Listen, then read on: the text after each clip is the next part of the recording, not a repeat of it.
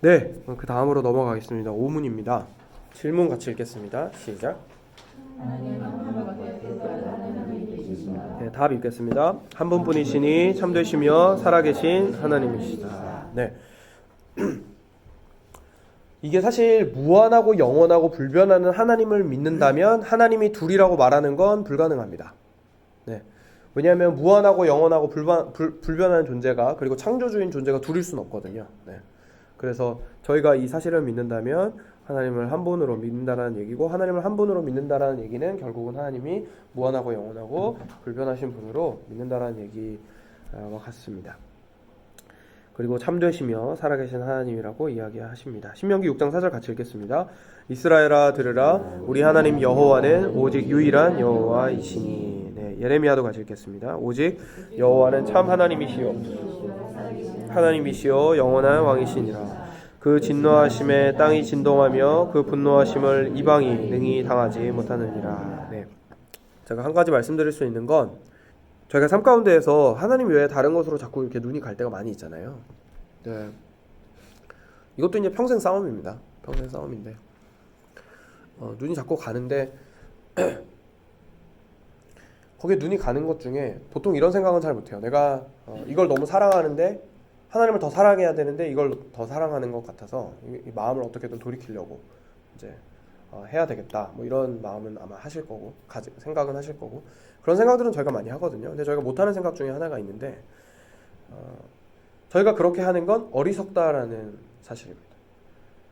사실 보통 그렇게는 생각을 잘 못하는데 그렇게 한번 생각해 볼 만해요. 그러니까 왜냐하면 하나님만이 유일한 신이시기 때문에, 유일한 무한하고 영원하고 불변하고 저 놀라운 속성을 온전히 지니신 분이 아닌 다른 존재를 향하는 것은 단지 하나님의 명령을 어기는 것일 뿐만 아니라, 하나님의 싫어하시는 일을 하시는 것뿐만 아니라, 하는 것일 뿐만 아니라 어리석은 일입니다. 왜냐하면 걔는 이런 일을 못하니까요. 걔는 이런 존재가 아니니까요. 제가 좋아하는 걔는. 네. 그래서 그 어떤 존재도 하나님을 대신할 수 없다라는 얘기가 거기서 나오는 겁니다. 그러니까 현실인 거예요, 사실.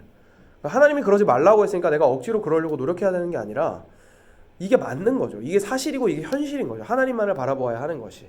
왜냐하면 이분만이 유일한 하나님이시고 참된 하나님이시며 무한하고 영원하고 불변하신 영이시기 때문에. 그래서 저희 영혼에게 꾸짖는 것은 상당히 도움이 됩니다. 이 영혼아, 이 어리석은 영혼아, 지금 어디를 좀 보고 있냐. 엉뚱한 데 보지 말고 우리 하나님을 보자. 하나님을 사랑하자. 지금 겉으로 봤을 때는 얘가 나한테 도움을 줄 것 같지만, 그리고 어느 정도 물론 도움이 되겠죠. 도움이 아예 안 되는데 제가 걔를 쳐다보고 있지는 않을 거 아니에요. 도움이 되니까 쳐다보고 있겠죠. 어느 정도는 도움이 될 겁니다. 근데 그게 온전한 도움일 수 없다라는 사실을 말씀을 통해서 깨달아야 하지 않겠느냐. 내 영혼아, 정신 좀 차리고 우리 하나님을 바라보자 라고 꾸짖는 것이 시편에도 많이 나오고요. 네, 우리의 영혼을 좀 꾸짖는 것들이 많이 필요한 것 같습니다. 그래서 이 부분은 다들 좀 문제없이 받아들이실 것 같아서 넘어가도록 하겠습니다. 한 분밖에, 하나님밖에 없으시며, 그리고 참되시고 살아계신 하나님이십니다. 그 다음 질문에 나머지 시간을 좀 할애를 해야 되는데요. 삼위일체 하나님에 대한 이야기입니다. 같이 읽겠습니다. 하나님의 신격에 몇 위가 계신가?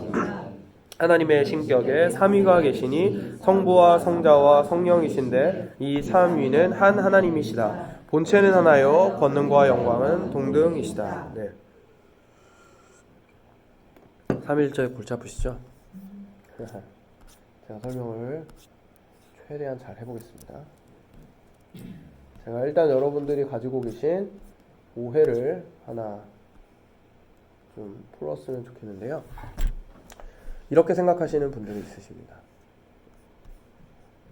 이렇게 하나님이 있어요. 하나님이 있는데 이 하나님이 잘못 그었다. 일단 같다고 생각해 봅시다. 여기가 성부고요. 여기가 성부 하나님, 여기가 성자 예수님, 여기가 성령 하나님이십니다. 뭐라고 할까요? 동그라미? 네, 하나님, 데오스. 엉망이군요. 아무튼 성부 하나님, 성자 예수님, 성령 하나님, 이렇게 생각을 하는데, 이런 예를 진짜 많이 들어보셨을 거예요.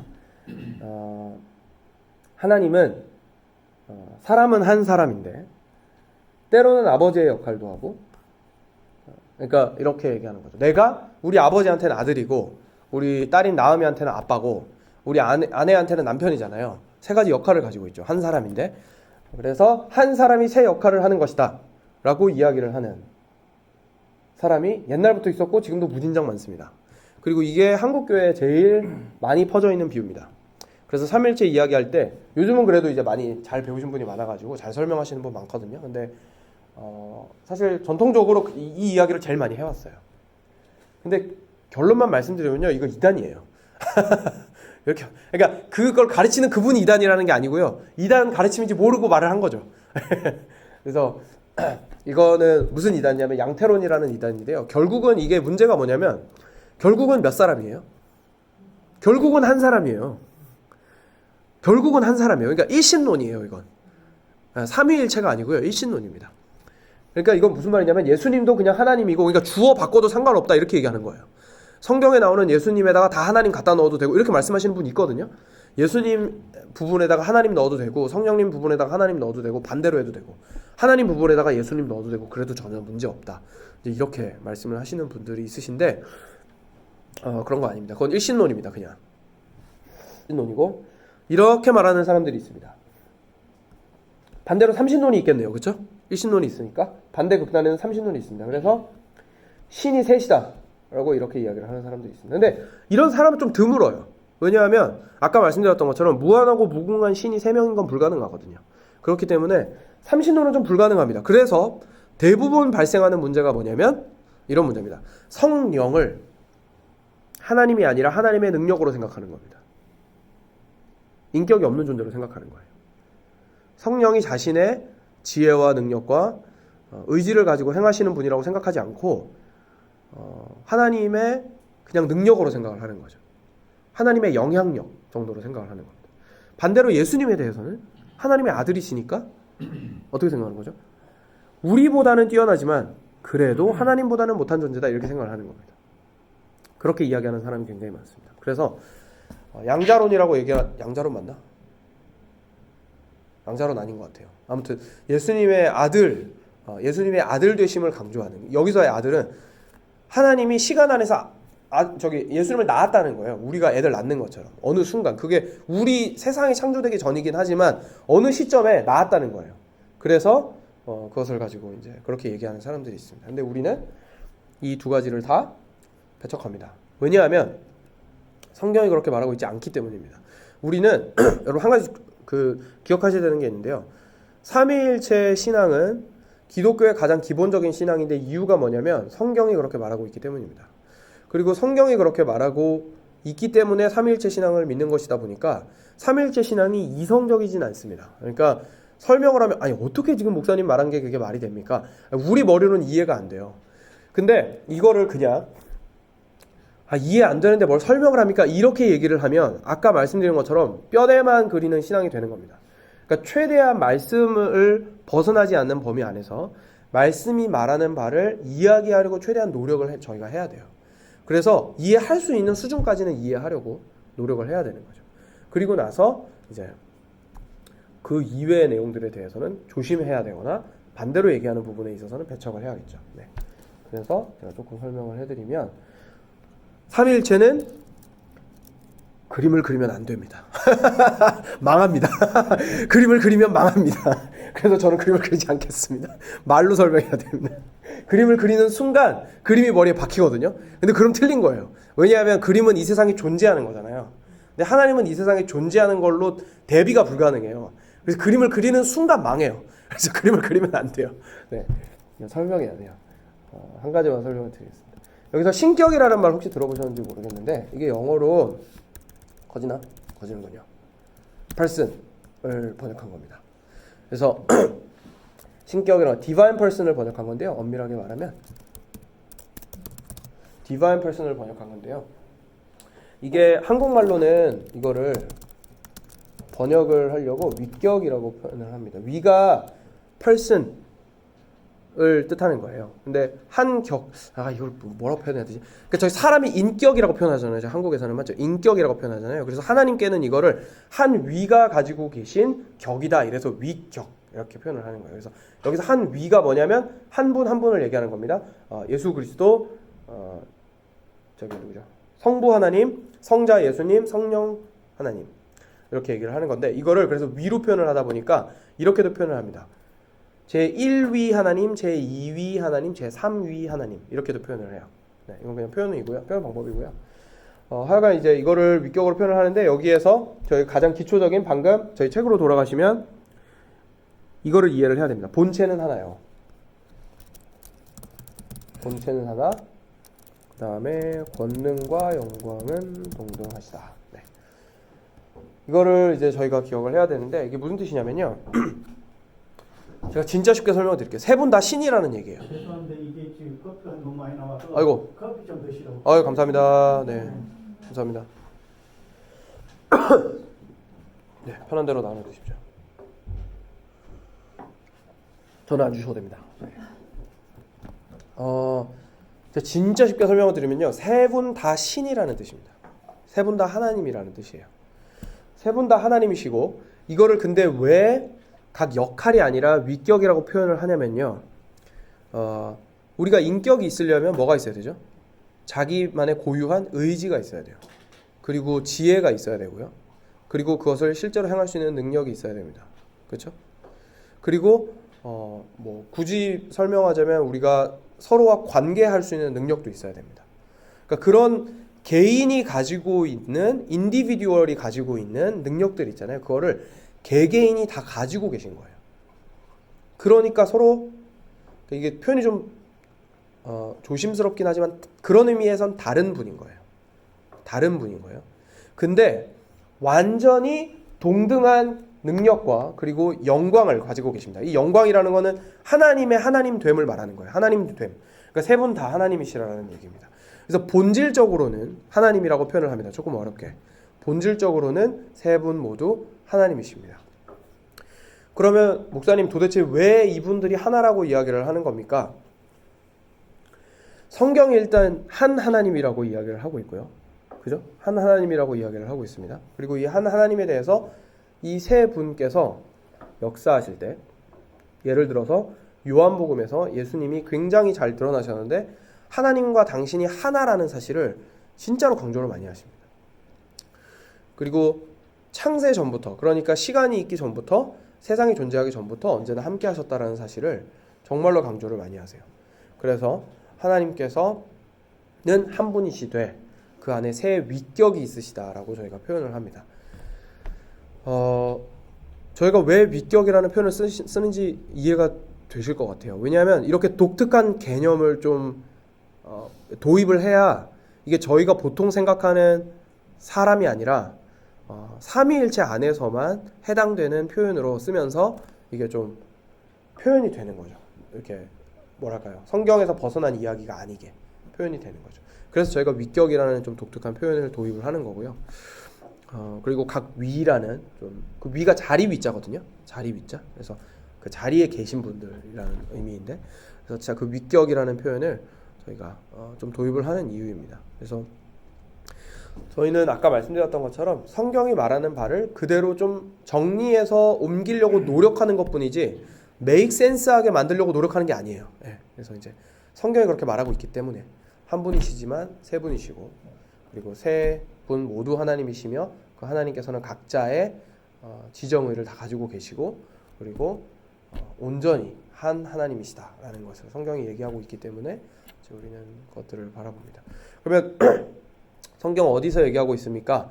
어느 한 구절에 딱 이렇게 얘기가 나오진 않습니다. 근데 제가 두 가지로 얘기를 좀 드리고 싶은데, 하나는 성경적인 근거고요. 또 하나는 성경 전체에서 봤을 때 왜 삼일체가 그렇게 중요한지를, 제가 뭐 너무 얘기 많이 할 수 있지만 딱 하나만 예를 들어서 좀 설명을 드리도록 하겠습니다. 먼저 하나는 마태복음 3장 16절 17절고 두 번째 있는 말씀인데요. 같이 읽겠습니다. 예수께서 세례를 받으시고 곧 물에서 올라오실새 하늘이 열리고 하나님의 성령이 비둘기같이 내려 자기 위에 임하심을 보시더니 하늘로부터 소리가 있어 말씀하시되 이는 내 사랑하는 아들이요 내 기뻐하는 자라 하시니라. 예수님께서 공생의 사역을 시작하시기 전에 물에 들어가셔서 요단강에서 세례를 받으셨습니다. 세례를 받으실 때 이 놀라운 사건이 일어났습니다. 하늘이 열리고 하나님의 목소리가 들리고 성령의 비둘기 같은 모습으로 나타났는데요. 거의 유일한 것 같은데요. 예, 유일하게 삼위 하나님이 동시에 등장한 장면입니다. 네, 동시에 이렇게 등장한 게 없어요. 한 장면에서. 근데 동시에 등장을 하면서 서로 간의 관계를 명확하게 보여주고 계세요. 자, 아들은 하나님으로부터 인정을 받으시고 아들로서, 그리고 지금 이제 왜냐하면 사역을 하셔야 되니까, 공생의 사역을 인간을 대표해서 하셔야 되니까 아들로서 인정을 받으시고, 원래 아들이시긴 하지만 과정을 한번 거치신 거죠. 그리고 근데 그걸 세례라는 것을 통해서 하셨잖아요. 그리고 능력을 성령을 통해서 받으셨는데, 세례는 하나됨의 예식입니다. 그래서 온전히 하나라는 사실을 세 분이 한꺼번에 등장을 하시나 서로 다른 모습으로 등장하심으로써 우리한테 보여주셨다라고 우리가 보는 겁니다. 좀 간단하게만 말씀을 드리면 그렇습니다.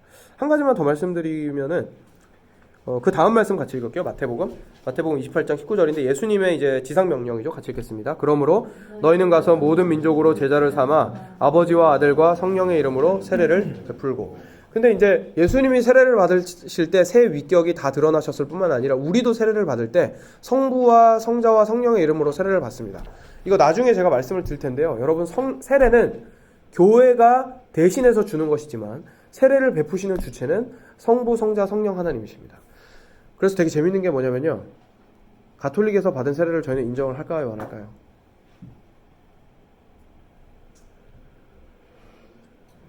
인정합니다.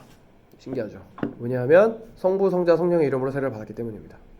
걔네도 성부, 성자, 성령의 이름으로 세례를 줍니다. 근데 거기에서 만약에 우리가 그걸 거부하잖아요. 니네 세례를 받은 거 우리 거부해. 그러면은 무슨 말이 돼버리냐면 우리가 주는 세례는 교회가 주는 세례다라는 말이 돼버리는 거예요. 무슨 말인지 이해되시죠? 네. 왜냐하면 그러니까 거부가 가능한 거죠. 니네 교회에서 주는 세례는 너네 교회가 하나님의 진리 안에 거하고 있지 않기 때문에 우리가 받아들일 수 없다. 이 말이 돼버리는 거거든요.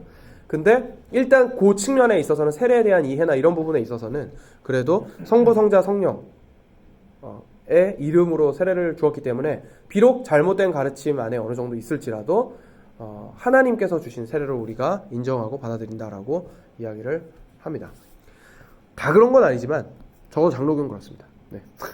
세례의 의미를 그렇게 생각을 하고 있기 때문에. 네.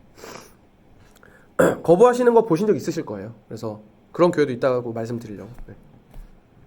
근데 여기서 이 말씀 왜 읽었냐면요. 세례를 저희가 받을 때 성부, 성자, 성령의 이름으로 같이 받습니다. 근데 이 말은 무슨 말이냐면 저희가 세례를 주시는 분은 하나님이신데 참으로 하나님과 하나 되는 예식으로서 세례를 받는데 그 세례를 받을 때에 새의 이름으로 동시에 주라고 예수님이 제자들한테 명하신 거예요. 그러니까 세례의 위치가 동등하다라는 걸 의미하는 겁니다. 성부, 성자, 성령의 이름이 서로 차이가 있으면 왕과 좌의정과 우의정의 이름으로 세례를 주라 이렇게 하는 게 아니고, 그렇죠? 이 차이가 있는 어떤 말이 안 되잖아요. 왜냐하면 최고의 권위자가 있으면 최고의 권위자 한 명 이름만 돼야 되거든요. 왜냐하면 이게 도장 찍는 의식이란 말이에요. 도장은 황제의 도장 하나만 있으면 되지 그 밑에 있는 사람이 요셉이 아무리 힘이 셌다고 해서 도장 2번 찍지 않는단 말입니다. 요셉이 황제의 도장을 가지고 대신 찍어줄 수는 있어도. 근데 지금 도장을 3번 찍으라고 얘기하시는 거예요. 새 이름으로 1번 찍으라고 얘기하시는 게 맞겠네요. 새 이름으로 1번 찍으라고 얘기하시는 겁니다. 성부와 성자와 성령의 이름으로 도장 1번 찍어라. 그러니까 세 분의 이름이 동등한 권위와 영광을 가지고 계시다라는 것을 보여주는 단적인 예입니다. 그래서 이게 이제 말씀 안에서 저희가 찾아봤던 거고요. 벌써 30분이네요. 근데 이거 조금 중요해서 조금만 더 설명을 드릴게요. 먼저 가실 분, 가셔도 되겠습니다. 네. 5분만 더 하겠습니다. 두 번째는 뭐냐면요. 제가 좀 앞으로도 기회가 될 때마다 강조를 좀 드리고 싶은 내용인데요. 여러분, 저희가 기독교 신앙에서 신앙의 내용을 배우잖아요. 그게 아무리 어렵게 느껴지고 아무리 나랑 상관이 없는 것처럼 느껴져도 그런 게 아무것도 없습니다. 왜냐하면 아까 저희가 소율이 분 다 봤던 것처럼 하나님이 누구시냐에 대한 내용이랑 그 하나님을 내가 믿느냐가 관련이 있나요, 없나요? 관련이 있죠. 그렇죠? 네. 하나님이 하나님의 인자하심이 무궁하시기 때문에 오늘의 죄악 가운데에서도, 오늘의 세상의 악 가운데서도 우리는 무궁한 하나님의 자비를 기대할 수 있는 것이죠. 하나님이 누구시냐가 내가 어떤 하나님을 믿느냐랑 밀접한 관련이 있습니다. 그러니까 내가 구원을 받을 때 하나님께 나아갈 수 있는 근거가 될 수 있는 것이고 여러 가지 것들이 도출이 되는 것이죠. 삼위일체 하나님은, 하나님의 삼위일체라는 것은 하나님의 본질입니다. 하나님이 어떠하신 분이신가라는 걸 보여주는 가장 근원적인 하나님의 존재적인 모습이에요. 그거 무슨 말이냐면 하나님이 행하시는 모든 것의 근원이 삼위일체에 있다라는 뜻입니다. 그러니까 이게 어렵게 느껴져서 얘기를 많이 안 해서 그렇지 그만큼 사실은 중요한 얘기고 저희가 많이 얘기를 해야 되는 내용입니다. 그래서 삼위일체가요. 사실 여러분 초대교회에 제가 지금 들으시면서 목사님 내용이 너무 어려워요. 삼위일체 내용 설명하신 게 너무 어려워요. 너무 철학적인 것 같아요. 이렇게 말씀하실 수 있어요. 근데 이게 그리고 이렇게 말씀하실 수 있어요. 초대교회 성도들은 그렇게 어렵게 생각했을까요? 이렇게 질문하실 수 있어요. 정당한 질문입니다. 근데요. 그게 어떻게 된 거냐면 이런 겁니다. 초대교회 성도들도 똑같은 신앙을 믿고 있었습니다. 그 사람들도 누가 물어봤어요. 야, 예수님 하나님이시냐? 그럼 당연히 예수님 하나님이시지. 성령님 하나님이시냐? 그럼 당연히 성령님 하나님이시지. 이렇게 대답을 했을 거예요. 그런데 이거를 이렇게 언어로 정교하게 표현을 한 거는 후대에 이루어질 거죠. 그럼 왜 그런 일이 있었을까요? 중간에 문제가 발생하게 됩니다. 무슨 문제요? 방금 제가 그려드렸던 이런 그림을 그리는 이단들이 발생을 하게 됩니다. 이 이단들이 발생을 하게 되자 문제가 발생했습니다. 이 이단들이 말한 내용이 성경적이었고 만약에 이 이단들이 말하는 내용이 만약에 참 하나님에 대한 진리를 설명하고 있었다면 기본 기독교가 받아들여야 하는 가르침이었을 거예요. 근데 그렇지 않았어요. 왜냐하면 이렇게 믿으면요 우리 구원에 문제가 생겨요. 왜냐하면 예를 들어볼게요. 예수님께서 하나님보다 못한 존재라는 믿음을 가졌다고 생각을 해봅시다. 이걸 아리안주의라고 하는데요. 아리우스라는 사람이 주장한 거거든요. 아리우스라고 주장한 사람의 말처럼 우리가 믿었어요. 성경에 구절들이 있으니까요. 하나님의 아들이라고 얘기를 했고 예수님은 요한복음 보면 맨날 하나님께 순종한다고 얘기하고 자기 자신을 하나님보다 낮은 자로 여기시는 것처럼 보이거든요.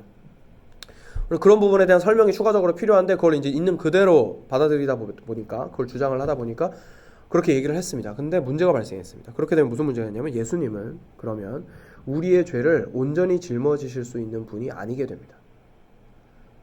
우리 구원에 문제가 발생하게 되는 거예요. 온전히 우리의 죄 문제를 해결할 수 없는 분이 되어버리시는 거죠. 하나님만큼 거룩하신 분도 아니신 거고 결국은 그죠? 온전히 죄가 없으신 분이 아니시게 되는 거고 또는 하나님만의 능력이 없으신 분이시게 되는 거고 그리고 무엇보다도 하나님의 선언을 대신하실 수 있는 분이 아니에요.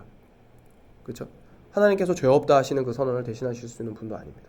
여러 가지 측면에서 하나님보다 못한 존재는 우리를 대신할 수 없습니다. 네.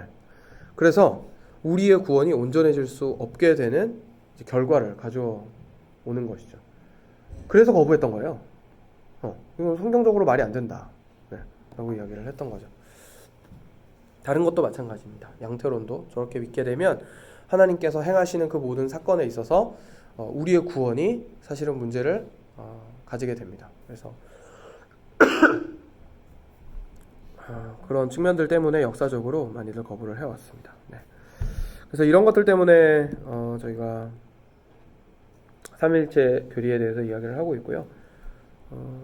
여기 이것도 좀 재밌는데 이거는 그냥 제가 30초 동안 설명을 해드리겠습니다. 사도행전 5장 말씀이 밑에서 두 번째에 있는데요. 이게 그 아나니아와 삽비라가 그 땅 속인 거 있잖아요. 다 팔았다고 속여가지고 했던 그 사건인데 베드로가 이렇게 말합니다.